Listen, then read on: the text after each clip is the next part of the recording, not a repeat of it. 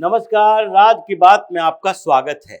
संसद में आजकल विपक्ष के सांसदों का ऐसा हाल हो चुका है कि वो चाहते हैं कि एन केन प्रकारेण मॉनसून सत्र को बिल्कुल खत्म कर दिया जाए, खराब कर दिया जाए, इसकी प्रोडक्टिविटी जीरो हो। केवल इस मॉनसून सत्र में यह दिखाई पड़े कि हमने ऑपरेशन सिंदूर पर चर्चा की, जैसे मॉनसून सत्र नहीं है बल्कि ऑपरेशन सिंदूर पर एक स्पेशल सेशन लाया गया है। इसलिए इन लोगों ने एक नया तरीका अपनाया और वो तरीका है कि ऐसे गैर कानूनी असंवैधानिक मुद्दे पर चर्चा के लिए संसद में फोर्स करो, दबाव डालो, जिसके ऊपर चर्चा हो ही नहीं सकती है। और इसलिए हंगामा लगातार एसआईआर पर कर रहे हैं और दूसरी तरफ सुप्रीम कोर्ट में जाकर एक एक हलफनामा दायर कर रहे हैं कि आगे 12 अगस्त को जो सुप्रीम कोर्ट में एसआईआर की प्रक्रिया पर सुनवाई होने वाली है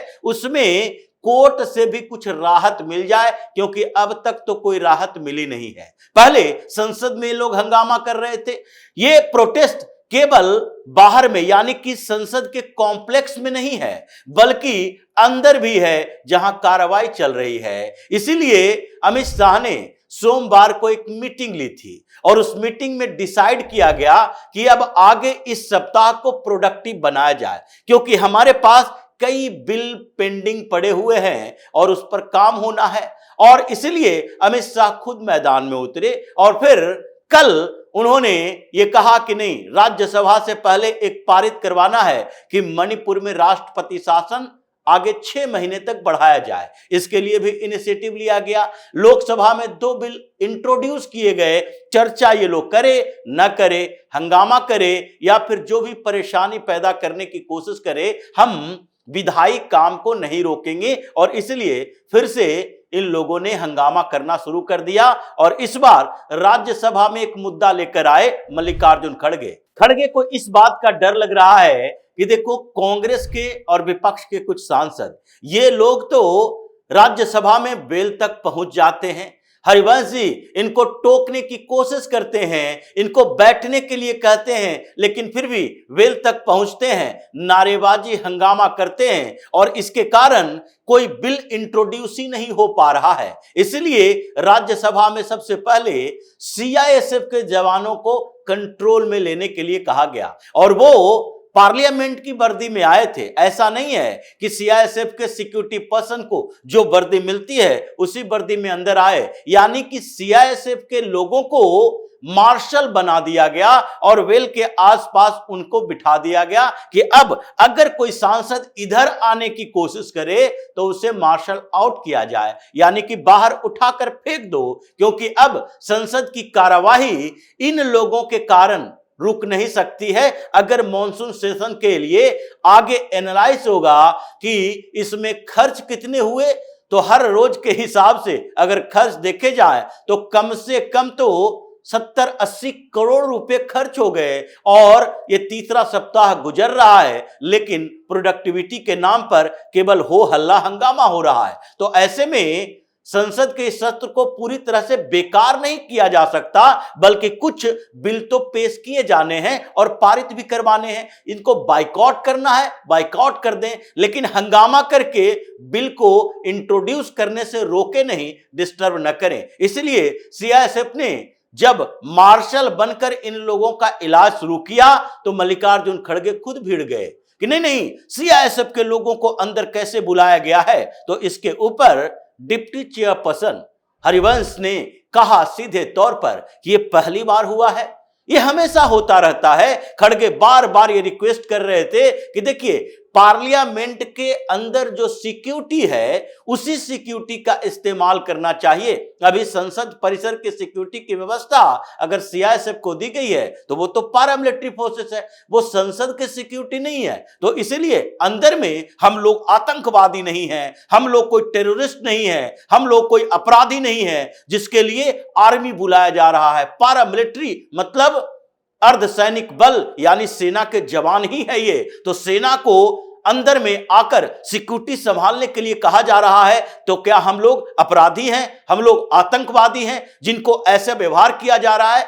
हरिवंश ने सीधे तौर पर कहा कि देखिए, ये परंपरा आज की नहीं है, ये आपके समय में भी चलती थी। आपका लंबा अनुभव है, आप इतने सालों से राजनीति में हो, फिर भी आप ऐसी बातें करते हो जो बिना सिर पैर का होता है। जब आपकी परंपरा ही ऐसी बनी है तो उसके बाद हम लोग भी उसी का पालन कर रहे हैं। आपने भी तो अपनी सरकार के समय ऐसे सिक्योरिटी पर्सन को बुलाया था, मार्शलों से सांसदों को बाहर फिकवाया था और बिल पारित करवाए थे। आपने कई सांसदों को, दर्जने सांसद ऐसे थे जिसको सस्पेंड किया था। तो इस बार भी ऐसा होगा, पहले मार्शल, उसके बाद सस्पेंशन और उसके बाद आगे की कार्रवाई जो होगी उसमें कांग्रेस और विपक्ष में बैठे हुए ये राहुल गैंग के जो लोग हैं उनको समझ लेना पड़ेगा कि संसद की गरिमा क्या होती है। लोकसभा में भी ऐसा ही कुछ हुआ।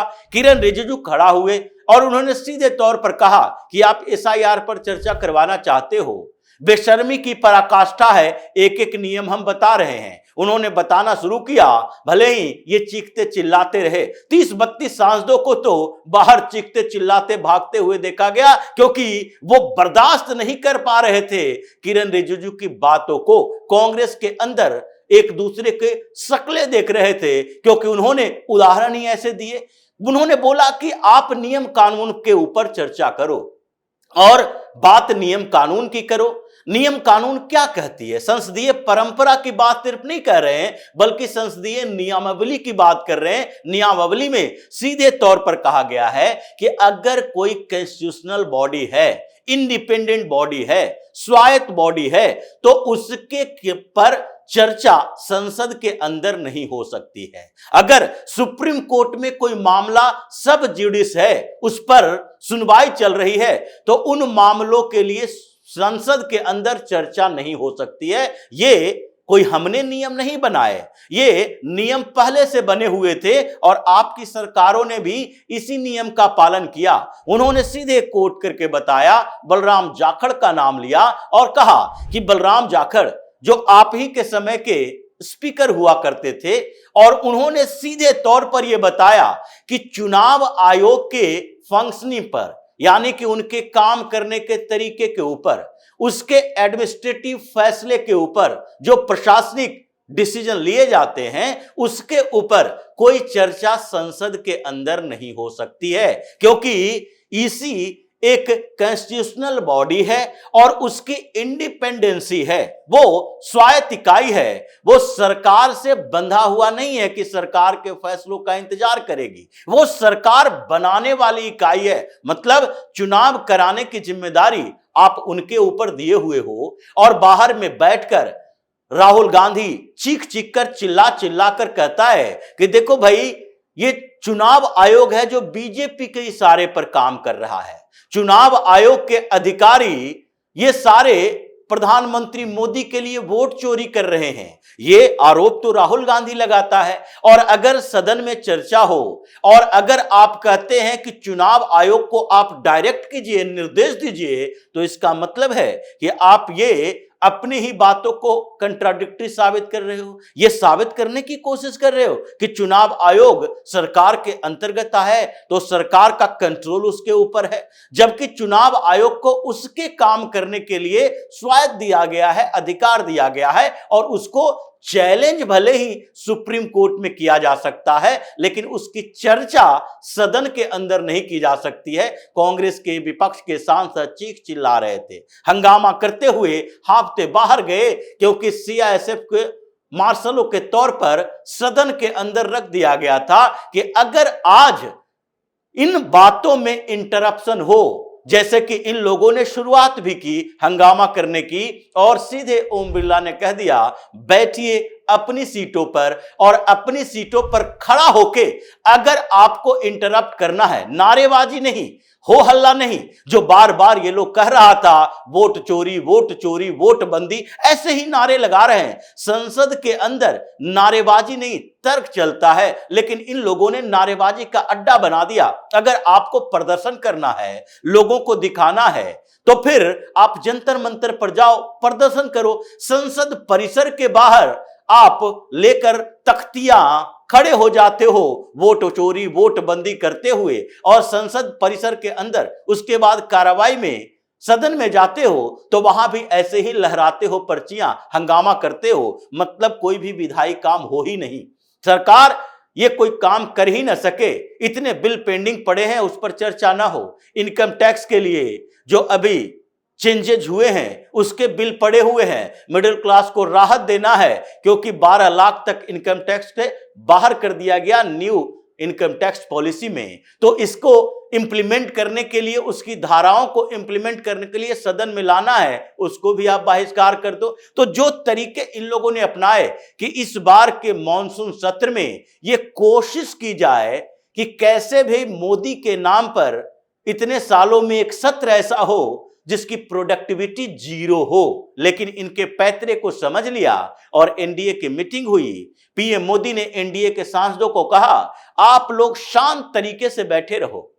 जो अपने पैर पर कुल्हाड़ी मार रहा है, जो खुद को खत्म कर रहा है, लोग उसको देख रहे हैं, हमें उसमें इंटरप्ट करने की जरूरत नहीं है। वो जो करता है करने दो, लेकिन आप अपना काम करो। मतलब आगे आप बिल पेश करो, बाइकआउट करता है, वोटिंग नहीं होती है, चर्चा नहीं होती है, कोई बात नहीं, उसके बावजूद हम बिल पारित करवाएंगे क्योंकि इनके भरोसे रहे तो कोई कानून ही नहीं बन पाएगा। जो कानून बनता है उसको तो ये सुप्रीम कोर्ट लेकर जाता है। उसी तरीके से सुप्रीम कोर्ट में भी इन लोगों ने नया एक एसआईआर के ऊपर एफिडेविट डलवाया, एडीआर ने डाला और कहा कि देखिए मिलॉर्ड, ये जो हटे हैं 65 लाख वोट काटे गए हैं, उसके सारे रिकॉर्ड दिए जाने चाहिए कि कौन मरा है, कौन परमानेंटली सेटल हो गया दूसरे जगह पर, कोई रिपीटेड वोटर है, ये सारे रिकॉर्ड हमारे पास होना चाहिए 65 लाख वोटर का, और उसमें भी कंस्टिट्यूएंसी वाइज कि किस असेंबली कंस्टिट्यूएंसी में कितने कटे हैं। हालांकि जो सुप्रीम कोर्ट की तरफ से चुनाव आयोग को निर्देश जारी किया गया है, लेकिन चुनाव आयोग ने सुप्रीम कोर्ट को ही बता दिया कि देखिए ये जो सारी जानकारी की बात है वो सारी जानकारी तो अपलोडेड है। हमने डिस्ट्रिक्ट प्रेसिडेंट जो पार्टियों के हैं डिस्ट्रिक्ट यूनिट में, सारे पार्टी 11 पार्टियां वहां पर जो है उन सबको दे दी है, लेकिन फिर भी ये बार बार कभी एनजीओ वाला आ जाता है। आप अपने जो याचिका करता है उन लोगों के बीच कोऑर्डिनेट कीजिए और उनके बीच जो कोऑर्डिनेशन है उसके आधार पर राजनीतिक पार्टियों से ये जानकारी लो। हम हर चीज आपको प्रोवाइड नहीं कर सकते, हमारे वेबसाइट पर सब है। मतलब एसआईआर के मुद्दे पर जिस तरह से विपक्ष गिरा है और संसद के अंदर जो हंगामा करने वाले थे उनका ऐसा तगड़ा इलाज हुआ है कि अब इनकी हेकड़ी धीरे धीरे निकलती जा रही है। आजकल राहुल गांधी तो सदन में नहीं आ रहे, कहीं चाईबासा, कहीं मुकदमे की पैरवी, कहीं बिल लेने इधर उधर भटक रहे हैं क्योंकि उनको लग रहा है संसद में आएंगे हंगामा ही करना है, चर्चा होगी नहीं तो और ज्यादा फजीहत ही हो जाएगी। तो इसी तरह की खबरों के साथ फिर से हाजिर होंगे, तब तक के लिए बने रहिए हमारे साथ और देते रहिए हमें सहयोग ताकि इसी तरह की खबर हम आपके लाते रहे। धन्यवाद।